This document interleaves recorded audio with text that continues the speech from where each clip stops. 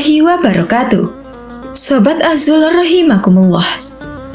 Dikisahkan, kala itu sejumlah penduduk Baghdad berkumpul di depan istana Khalifah Harun al-Rasyid. Sebagian berteriak dan meminta agar Abu Nawas segera ditangkap. Para penduduk protes karena baliho raksasa milik Abu Nawas yang dipasang di depan rumahnya yang berbunyi, "Dijual cepat, matahari Baghdad. Siapa cepat dapat bonus anak unta." Penduduk lainnya merasa panik dan kasak-kusuk di depan istana. Mereka takut sekaligus bingung. Jika matahari Baghdad dijual, maka bagaimana mereka bisa hidup? "Abu Nawas, kamu serius mau menjual matahari?"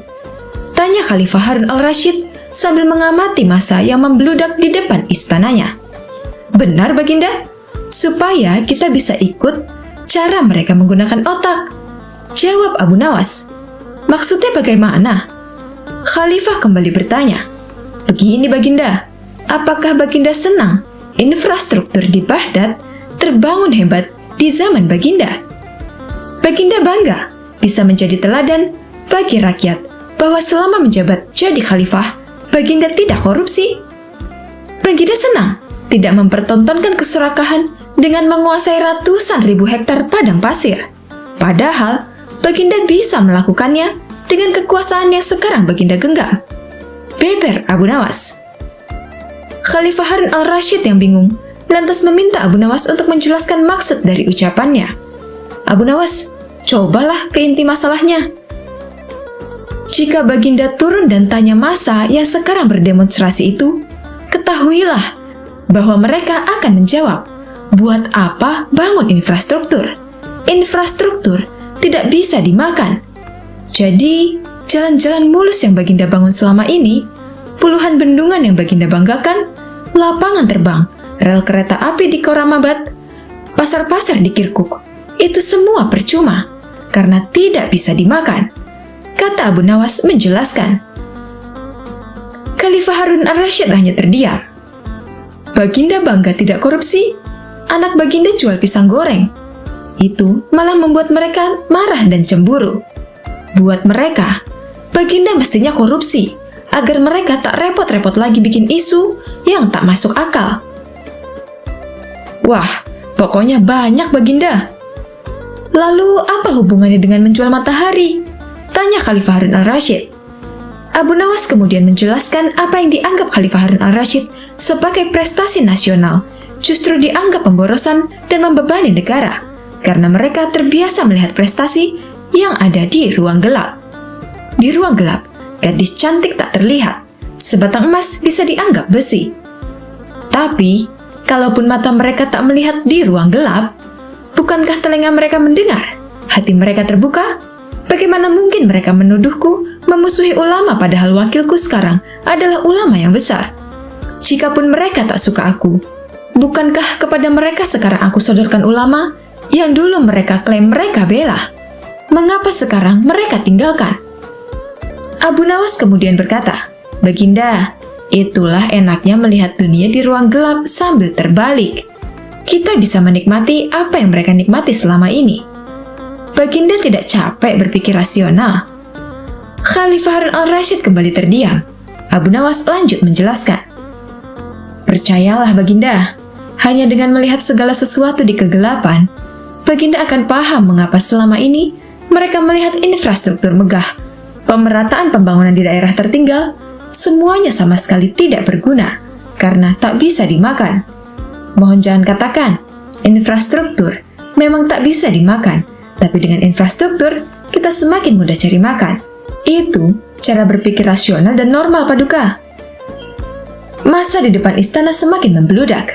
Khalifah Harun al-Rasyid masih terdiam. Ia lantas memberi isyarat membenarkan ucapan Abu Nawas. "Jadi, boleh saya menjual matahari?" Kisah ini menunjukkan bahwa Abu Nawas sebagai pribadi yang cerdas dan peduli. Mimpi tak akan nyata karena keajaiban. Butuh keringat, kebulatan tekad, dan kerja keras untuk mewujudkannya. Wallahu a'lam bishawab.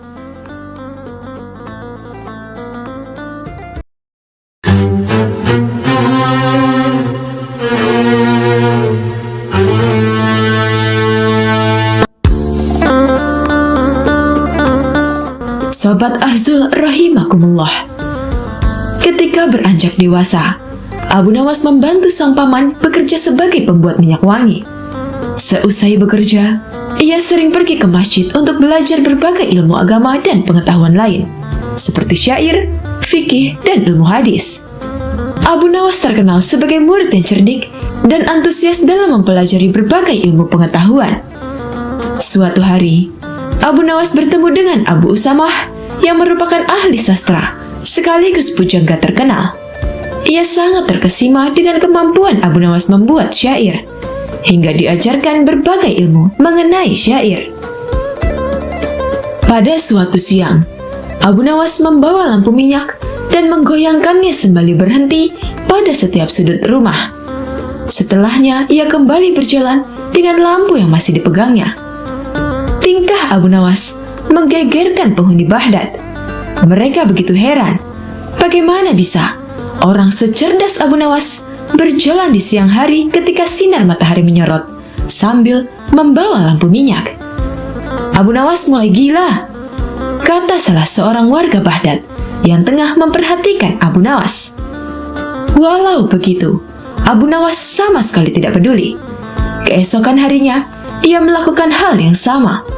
Hanya saja, kali ini lebih pagi sambil tetap membawa lampu minyak.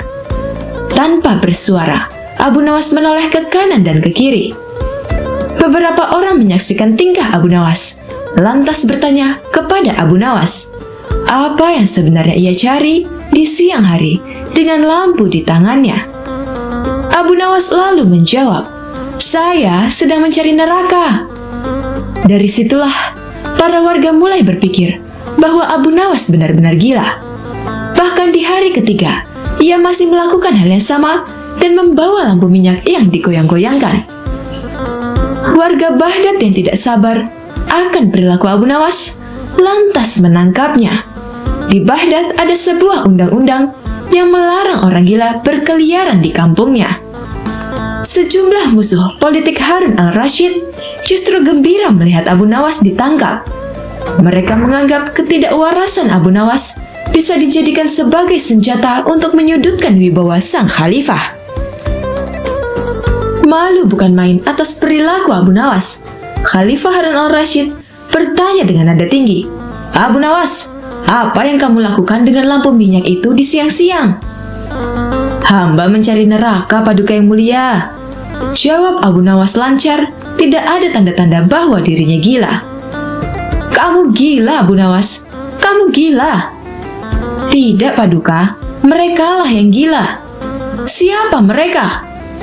Abu Nawas kemudian meminta orang-orang yang tadi menangkap dan menggiringnya menuju istana untuk dikumpulkan.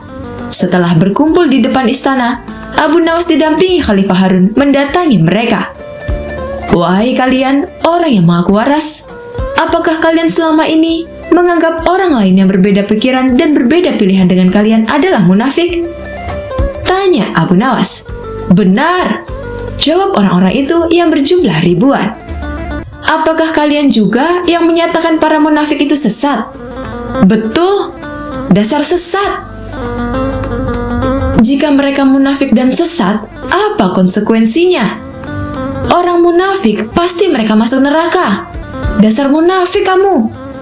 Mendengar itu, Abu Nawas kembali menimpali. Baik, jika saya munafik, sesat dan masuk neraka, di mana neraka yang kalian maksud? Punya siapa neraka itu?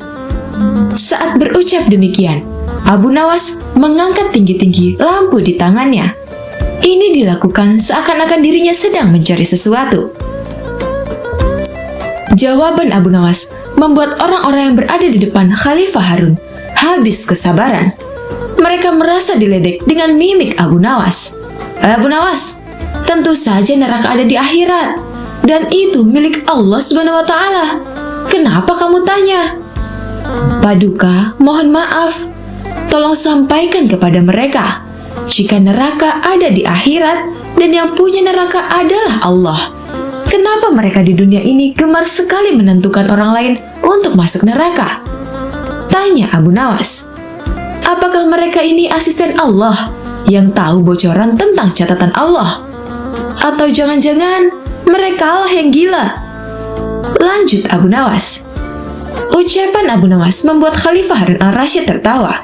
Sungguh jenaka sosok Abu Nawas di mata Khalifah Harun. Ia lalu berkata sambil masih tergelak, "Abu Nawas, besok siang lanjutkan mencari neraka. Jika sudah ketemu, jebloskan orang-orang ini ke dalamnya."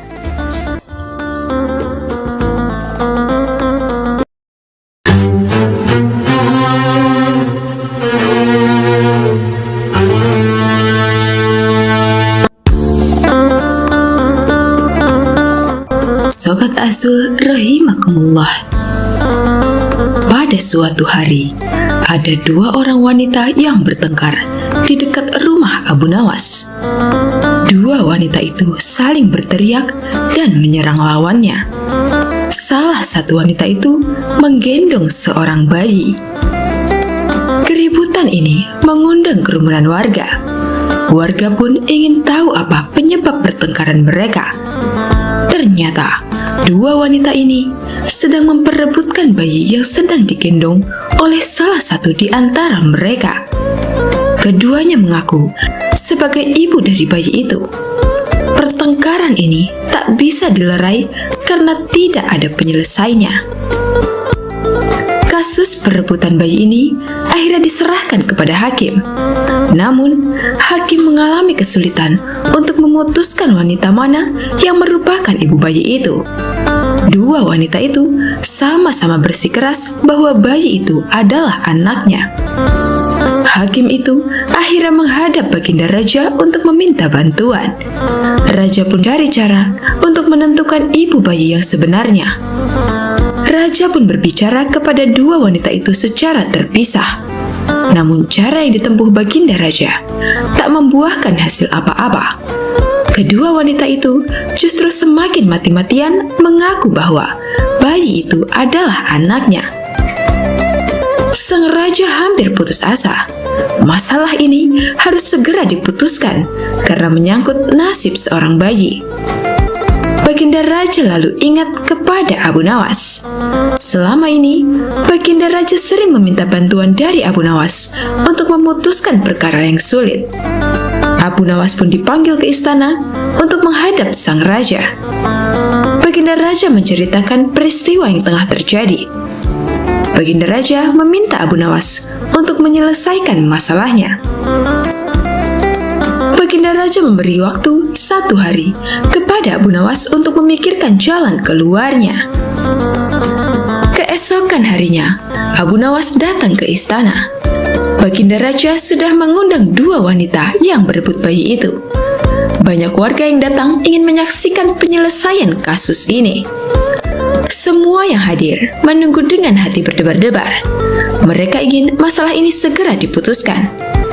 Abu Nawas memerintahkan agar bayi itu diletakkan di atas meja.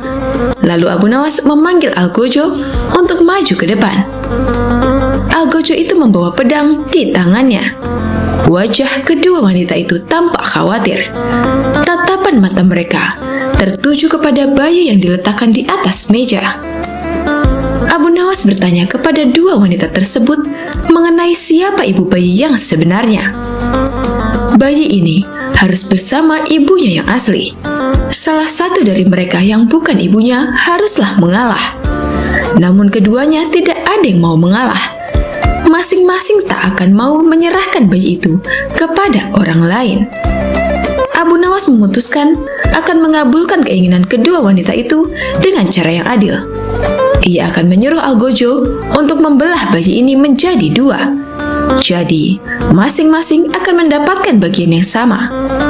Abu Nawas pun minta persetujuan kepada kedua wanita itu. Semua orang yang hadir sangat tercengang. Bagaimana mungkin seorang bayi dibelah menjadi 2? Wanita pertama tampak senang. Akhirnya, masalah ini dapat diselesaikan dengan cara yang adil. Mereka akan sama-sama mendapat bagian yang seimbang. Ia pun menyetujui usul dari Abu Nawas. Sementara wanita kedua langsung menangis beronta-ronta. Ia menjerit-jerit histeris dan meminta agar Abu Nawas tidak membelah bayi itu. Ia akan menyerahkan bayi itu seutuhnya kepada wanita pertama. Ia rela bayi itu dirawat oleh wanita itu. Abu Nawas pun tersenyum lega. Sekarang ia sudah tahu siapa ibu bayi yang sebenarnya. Abu Nawas segera mengambil bayi itu dan menyerahkannya kepada wanita kedua. Tak ada ibu yang tega membiarkan anaknya disembelih. Ibu itu sangat bersyukur dan berterima kasih kepada Abu Nawas. Wanita yang setuju anaknya disembelih pastilah bukan ibu yang sebenarnya. Abu Nawas lalu memerintahkan agar wanita pertama dihukum sesuai dengan perbuatannya. Baginda Raja merasa puas dengan keputusan Abu Nawas. Warga yang ikut menyaksikan kejadian ini pun gembira karena bayi itu sudah kembali pada ibunya. Sekali lagi, Abu Nawas membuktikan kecerdikan dan kepandaiannya. Baginda Raja pun ingin mengangkat Abu Nawas menjadi penasehat kerajaan. Namun Abu Nawas menolak dan ingin tetap menjadi rakyat biasa.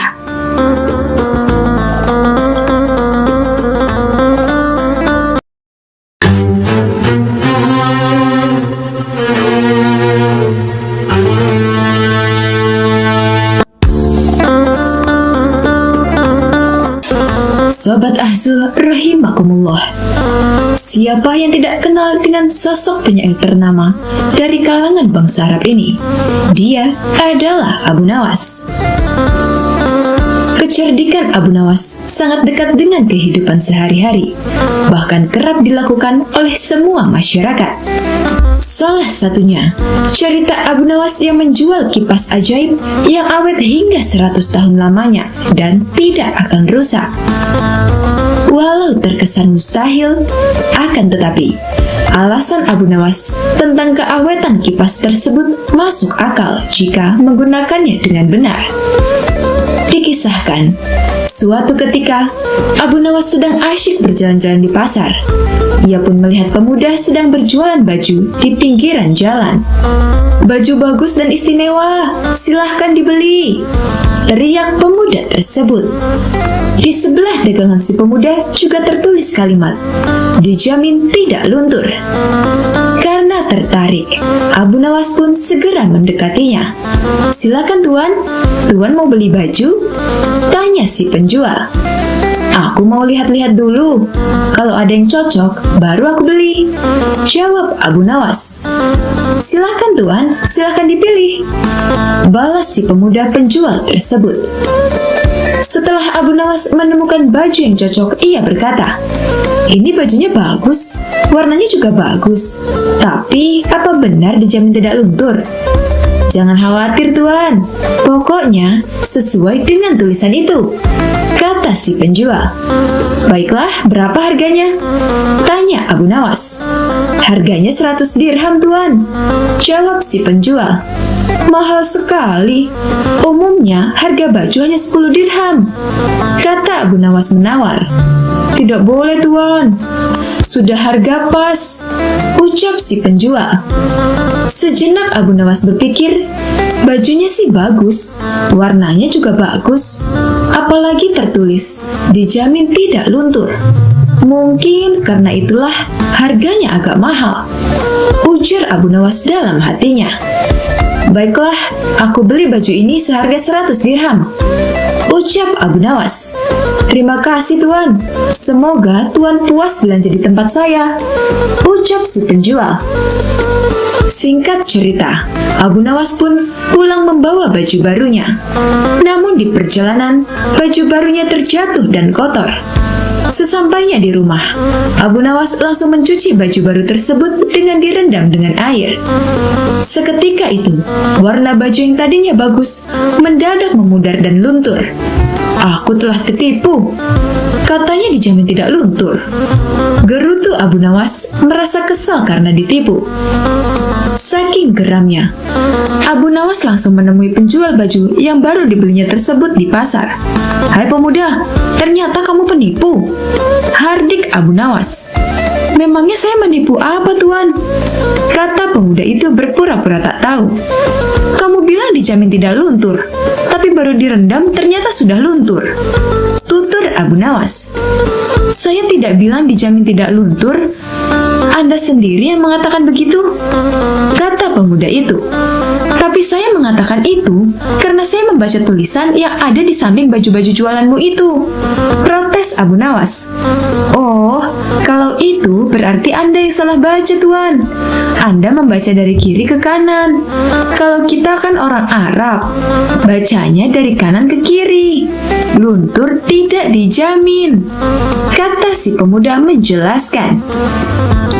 Abu Nawas tak menyangkal perkataan pemuda itu. Ia kembali ke rumah dengan perasaan yang dongkol. Akan kubalas kau nanti, gerutu Abu Nawas. Di rumah, Abu Nawas mencari cara agar bisa membalas perbuatan pemuda tersebut. Esok paginya, Abu Nawas pergi ke pasar dan berjualan kipas di samping tempat berjualan si pemuda. Kipas, kipas, silakan dipilih kipas bagus dan awet sampai 100 tahun, teriak Abu Nawas. Berhubung saat itu cuaca lagi panas, pemuda itu mendekati Abu Nawas. Berapa harga kipasnya, Tuan? Tanya si pemuda penjual pakaian. Oh, murah sekali, hanya 100 dirham, jawab Abu Nawas. Apa? 100 dirham Anda bilang murah? Di mana-mana harga kipas cuma 1 dirham, Tuan, balas si pemuda. Ini kan bukan kipas biasa, pemuda. Kipas ini tidak akan rusak sampai 100 tahun, kata Abu Nawas. Kalau sampai bertahan selama 100 tahun, tidak salahnya harganya mahal, pikir pemuda tersebut. Baiklah, Tuan, saya beli 1, kata pemuda itu. Pemuda itu pun kembali ke rumah untuk menggunakan kipas yang telah dibelinya itu. Namun ternyata belum lama dipakai, kipas tersebut sudah rusak. Dasar, aku telah ditipu, ujar si pemuda penjual pakaian. Si pemuda itu kembali ke pasar guna menemui Abu Nawas dan berkata, "Hai Tuan, Anda penipu. Katanya kipas ini kuat sampai 100 tahun. Ini dipakai beberapa menit sudah rusak." "Kamu pasti salah pakainya," kata Abu Nawas. "Salah bagaimana, Tuan?"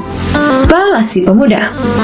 "Cara kipas dipakai biar awet bukan kipas yang digerak-gerakan, tapi kepala kamu yang digerakkan ke kanan kiri. Pasti kipas akan awet sampai 100 tahun, ucap Abu Nawas menjelaskan. Mendengar ucapan Abu Nawas, si pemuda hanya terdiam.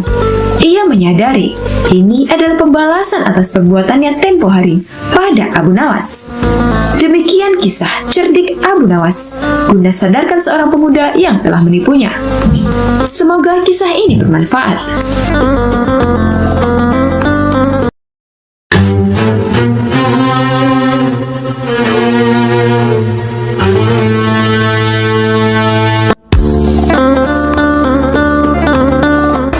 Sobat Azul rahimakumullah, Abu Nawas adalah seorang tokoh sufi yang dikenal oleh masyarakat luas sebagai seseorang yang lucu dan jenaka. Sosok ulama sufi bernama Abu Nawas ini hidup di era Khalifah Harun al-Rashid. Namun di balik kisah Abu Nawas yang membuat orang membacanya tertawa terpingkal-pingkal, terkadang ada nilai hikmah dan filosofinya. Berikut ini ada sebuah kisah lucu antara Abu Nawas dengan sang baginda raja yang ceritanya berkaitan dengan kentut. Dikisahkan, seorang Abu Nawas yang mengerjai sang raja dan meminta hadiah. Kisah ini berawal dari keluhan Abu Nawas yang merasa cukup pusing setelah mendapatkan tugas yang begitu banyak dari baginda raja. Abu Nawas mengeluh dan merasa cukup pusing dalam rangka memikirkan tugas memenjarakan sebuah angin. Ketika ditanya oleh raja, apa keinginan dari Abu Nawas? Ia hanya bilang mau minta ganti rugi kepada baginda raja. Sang raja kaget dan menyangka ini adalah pemerasan. Tapi Abu Nawas menyangkal bahwa ini bukan pemerasan. Raja pun akhirnya menanyakan apa kira-kira yang diinginkan oleh Abu Nawas. Dan tokoh sufi ini mengatakan kepada sang raja bahwa ia harus memberikan hadiah berupa uang, walau sekedar untuk dapat dibelanjakan dalam 1 bulan. Kalau tidak, tantang Baginda Raja. Kalau tidak, hamba akan menceritakan kepada khalayak ramai bahwa Baginda telah dengan sengaja mencium kentut hamba, ujar Abu Nawas. Baginda Raja kaget dan jengkel, tapi kemudian tertawa terbahak-bahak karena merasa terjebak dengan kecerdikan Abu Nawas. Baiklah, permintaanmu aku kabulkan, kata Baginda Raja. Sebelumnya, kisah diawali dengan suatu hari Abu Nawas dibuat kaget bukan main ketika seorang utusan Baginda Raja datang ke rumahnya. Ia harus menghadap Baginda secepatnya. Entah permainan apa lagi yang harus dihadapinya kali ini. Setelah tiba di istana, Baginda Raja menyambut Abu Nawas dengan sebuah senyuman. Akhir-akhir ini, aku sering mendapat gangguan perut. Kata tabib pribadiku, aku kena serangan angin, ucap Baginda Raja memulai pembicaraan. Ampun tuanku, apa yang bisa hamba lakukan hingga hamba dipanggil? Tanya Abu Nawas. Aku hanya ingin engkau menangkap angin dan memenjarakannya, jawab Baginda Raja. Abu Nawas pun hanya terdiam. Tak ada sepatah kata pun keluar dari mulutnya. Ia tidak memikirkan bagaimana cara menangkap angin nanti, tetapi ia bingung bagaimana cara membuktikan bahwa yang ditangkap itu memang benar-benar angin. Karena angin tidak bisa dilihat, tidak ada benda yang lebih aneh dari angin. Tidak seperti halnya air, walaupun tidak berwarna, tetapi masih bisa dilihat. Sedangkan angin tidak. Baginda hanya memberi Abu Nawas waktu tidak lebih dari 3 hari. Abu Nawas pulang membawa pekerjaan rumah dari Baginda Raja. Namun Abu Nawas tidak terlalu sedih, karena berpikir sudah merupakan bagian dari hidupnya, bahkan sudah merupakan suatu kebutuhan. Ia yakin bahwa dengan berpikir akan menemukan jalan keluar dari kesulitan yang ia hadapi. Tetapi sudah 2 hari ini, Abu Nawas belum juga mendapat akal untuk menangkap angin, apalagi untuk memenjarakannya.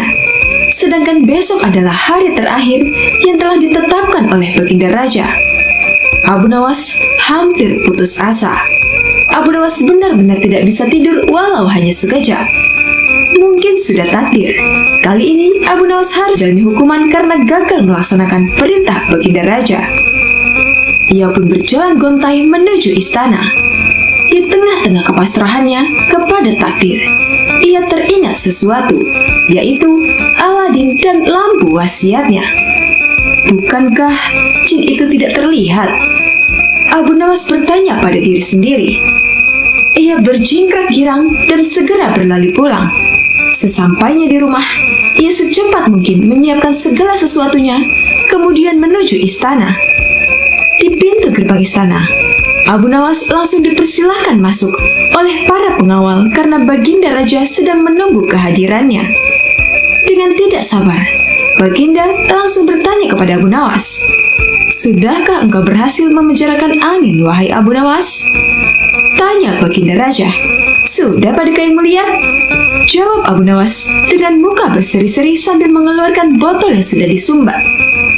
Kemudian Abu Nawas menyerahkan botol itu kepada Baginda Raja, dan Baginda pun menimbang-nimbang botol tersebut.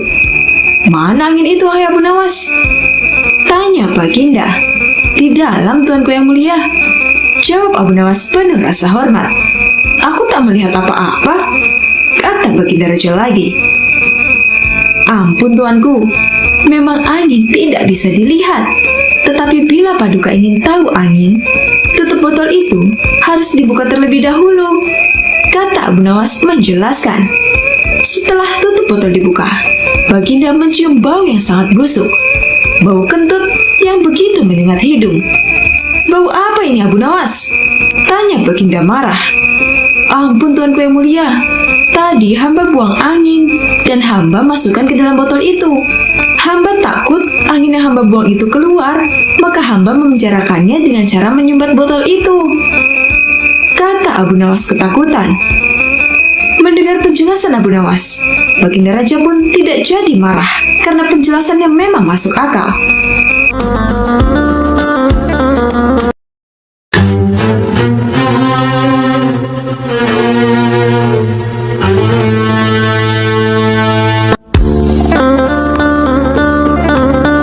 Sobat Ahzun rahimakumullah, namanya selalu dikenang hingga kini. Dialah Abu Nawas. Nama lengkapnya Abu Ali Al-Hasan bin Hani Al-Hakami. Hidup di masa pemerintahan Raja Harun Al-Rasyid dari dinasti Abbasiyah di Baghdad. Sebenarnya Abu Nawas memiliki kedekatan dengan sang raja, namun Abu Nawas tetaplah sederhana. Bahkan Abu Nawas enggan ketika akan diangkat menjadi seorang hakim karena wasiat dari ayahnya. Akhirnya ia berpura-pura gila dengan memperlakukan pohon pisang layaknya seekor kuda. Selain kisah tentang perilakunya yang lucu, konyol, dan jenaka, ternyata Abu Nawas juga seorang sufi yang ahli di bidang Al-Quran dan hadis. Dia juga sering memecahkan teka-teki yang sebelumnya tidak bisa dipecahkan, sehingga dia sering mendapatkan hadiah dari Raja Harun. Abu Nawas lebih dikenal sebagai penyair Arab yang sangat lihai dalam membuat gubahan syair. Namun terkadang, tingkah konyol dan kontroversi Abu Nawas memancing kemarahan Raja Harun Al-Rasyid. Semasa hidupnya, Abu Nawas sering melontarkan pernyataan yang kontroversi dan nyeleneh. Bahkan dia juga terkenal sebagai penjaga Arab yang gemar mabuk dan dianggap agak gila.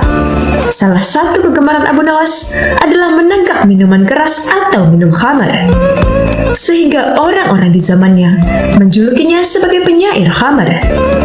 Tetapi sebenarnya, dia adalah sufi yang tidak menampakkan ibadahnya. Bahkan Abu Nawas pernah membuat sebuah syair tentang khamar atau minuman keras yang membuat Raja Harun Al-Rasyid sangat marah. Adapun gubahan syairnya adalah sebagai berikut. Biarkan masjid diramaikan oleh orang-orang yang rajin ibadah. Kita di sini saja bersama para peminum khamar dan saling menuangkan. Tuhanmu tidak pernah berkata, celakalah para pemabuk. Tapi dia pernah berkata, celakalah orang-orang yang sholat. Karena syair tersebut, Raja Harun Al-Rasyid sangat marah sampai-sampai ingin memenggal kepala Abu Nawas. Bagaimana tidak, dalam syair itu seakan orang yang sholat lebih hina dari pemabuk. Tetapi salah satu penasihat istana memberikan masukan kepada Raja Harun Al-Rasyid. Wahai paduka yang mulia, penyair mengatakan apa-apa yang tidak mereka lakukan, maka maafkanlah dia, wahai yang mulia. Kata penasihat tadi. Apa yang disampaikan Abu Nawas dalam syairnya ditunjukkan kepada orang yang mengerjakan sholat tapi hanya ingin dipuji manusia dan dianggap sebagai orang yang alim. Padahal di hatinya sama sekali tidak ada kepedulian terhadap anak-anak yatim dan fakir miskin. Kata penasihat menambahkan, mendengar pernyataan penasihat itu, maka amarah Baginda Raja terhadap Abu Nawas pun akhirnya mereda. Itulah syair Abu Nawas tentang pemabuk dan orang sholat yang penuh makna yang mendalam.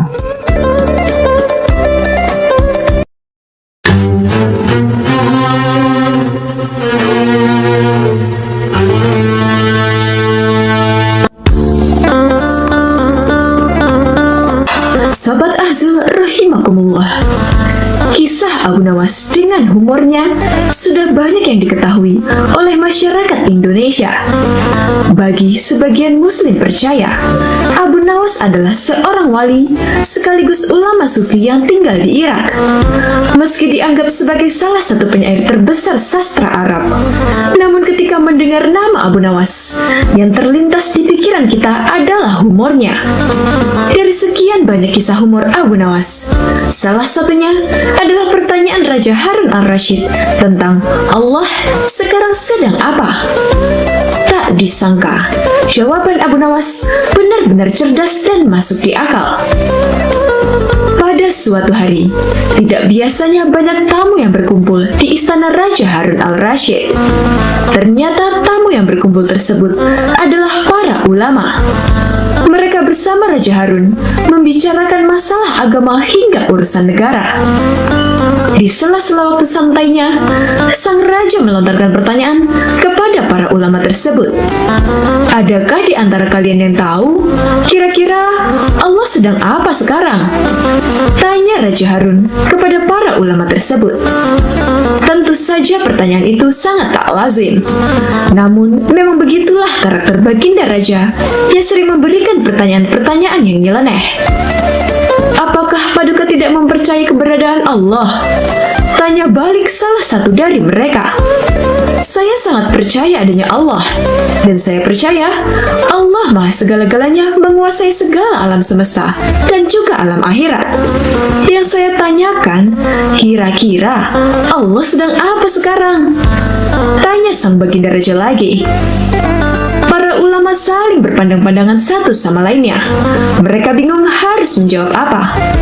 Tidak elok rasanya Baginda bertanya seperti itu. Jangan samakan zat Allah dengan manusia, ujar mereka. Sudah saya katakan, saya tidak menyamakan zat Allah dengan apapun, apalagi dengan manusia. Saya hanya ingin tahu, kira-kira Allah sedang apa sekarang? Kalau kalian tidak tahu, bilang saja tidak tahu, balas sang raja. Sejenak suasana menjadi hening. Lalu Baginda Raja teringat dengan sosok Abu Nawas. Mungkinkah Abu Nawas bisa menjawab pertanyaanku ini? Ucap Baginda Raja dalam hatinya. Kemudian Baginda Raja menyuruh para pengawal untuk segera memanggil Abu Nawas ke istananya. Berangkatlah beberapa pengawal pergi menuju rumah Abu Nawas.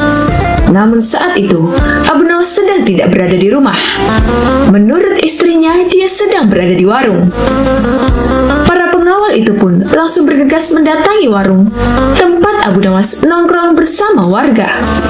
Abu Nawas, kamu dipanggil untuk menghadap Baginda Raja sekarang, kata salah satu pengawal itu. Dengan pakaian seadanya, Abu Nawas pun pergi ke istana bersama beberapa pengawal kerajaan. Setibanya di istana, tampak beberapa ulama sedang berkumpul. Sang raja tampak duduk berwibawa di singgasananya. Begitu melihat Abu Nawas, Baginda Raja langsung memanggilnya. Sini ke depan Abu Nawas. Titah Baginda. Abu Nawas pun segera merapat ke depan setelah mengucapkan salam kepada para ulama. Belum lagi Abu Nawas duduk sempurna. Tanpa basa-basi, Baginda Raja bertanya kepada Abu Nawas, "Ini, para ulama yang ada di sini, tidak ada yang bisa menjawab pertanyaan saya. Saya ingin menguji kecerdasanmu, wahai Abu Nawas. Apa kamu bisa menjawabnya atau tidak?" Kata Baginda Raja kepada Abu Nawas. "Wahai Paduka yang mulia, bukankah beliau-beliau ini adalah ulama yang berilmu agama tinggi? Sedangkan hamba hanyalah orang biasa. Rasanya tidak pantas kalau hamba yang menjawabnya," sahut Abu Nawas. "Tapi kalau boleh tahu, pertanyaan macam apakah yang Baginda tanyakan?" sambung Abu Nawas. "Tadi saya bertanya kepada para ulama di sini, kira-kira Allah sedang apa sekarang? Tapi tak ada satupun yang bisa menjawabnya. Apakah kau tahu Allah sedang apa sekarang?" tanya Baginda Raja. Mendengar pertanyaan yang aneh itu, sejenak Abu Nawas terdiam.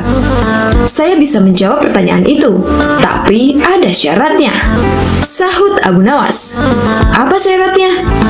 tanya Baginda sedikit terkejut. "Syaratnya adalah saya harus duduk di singgasana Baginda Raja dan Baginda Raja harus duduk di bawah bersama para ulama," jawab Abu Nawas. Meski masih heran dan penuh tanda tanya, Raja Harun menuruti permintaan tersebut karena penasaran dengan jawaban Abu Nawas. Setelah Abu Nawas duduk di singgasana Baginda Raja, Abu Nawas berkata dengan lantang, "Kalau Baginda ingin tahu Allah sedang apa sekarang, saksikanlah, Allah sedang mengangkat Abu Nawas menjadi raja dan Harun al-Rasyid menjadi rakyat biasa." Spontan Baginda Raja pun tertawa mendengar ucapan Abu Nawas, diiringi oleh beberapa ulama yang sedang duduk di sampingnya. Jawaban Abu Nawas itu memiliki makna bahwa apa yang dilakukannya merupakan kehendak Allah Subhanahu wa Ta'ala. memang pintar, Abu Nawas. Kamu malah memanfaatkan pertanyaan ini untuk bisa duduk di atas singgahsanaku. Tapi memang yang kamu katakan itu benar, maka aku pun tak bisa marah kepadamu, kata Baginda Raja. Baginda Raja pun memberikan hadiah kepada Abu Nawas atas kecerdasannya itu.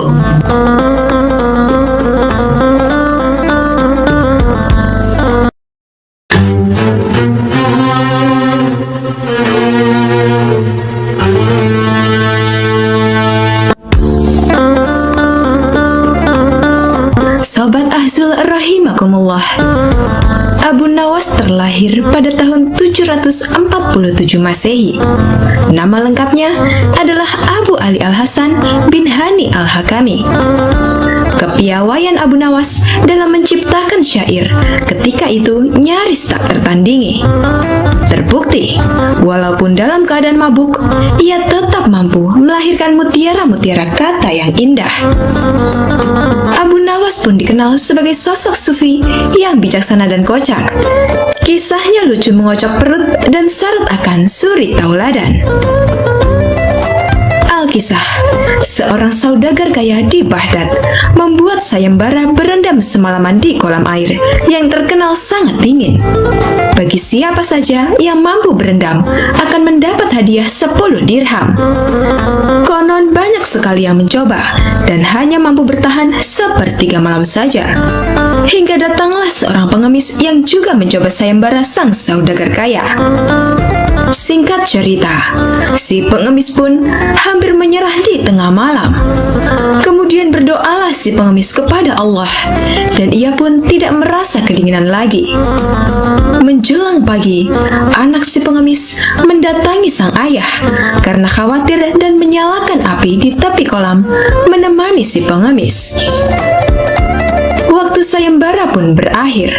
Pengemis bangkit dari kolam dan mendatangi sang saudagar kaya untuk meminta upahnya. Terjadilah perdebatan antara si pengemis dan saudagar kaya. Aku tidak mau membayar karena anakmu membuat api di tepi kolam. Kamu pasti tidak merasa kedinginan, ujar sang saudagar. Panas api itu tidak sampai ke badan saya. Selain apinya jauh, saya kan berendam di dalam air. Bagaimana bisa api masuk ke dalam air? Sanggah si pengemis. Sang saudagar kaya bersikukuh tak ingin memberikan hadiah. Lalu berceritalah si pengemis kisah pilunya kepada Abu Nawas. Abu Nawas mengatakan bahwa hadiah si pengemis akan datang esok hari. Esok harinya, Abu Nawas menyelenggarakan sebuah hajat dengan mengundang sang saudagar kaya tersebut bersama Raja Harun al-Rasyid beserta para petinggi istana. Tak ada suguhan yang tersaji di acara hajatan itu. Abu Nawas berkata kepada sang raja bahwa masih sedang memasak nasi. Setelah tak sabar menunggu, akhirnya sang raja dan saudagar kaya menghampiri Abu Nawas. Abu Nawas, mengapa kau mengipas-ngipas api di bawah pohon? Tanya Baginda Raja. Ya Tuanku Syah Alam, hamba sedang memasak nasi, jawab Abu Nawas. Sultan Harun al-Rasyid bingung bukan kepalang karena Abu Nawas memasak nasi tanpa periuk nasi di atas api.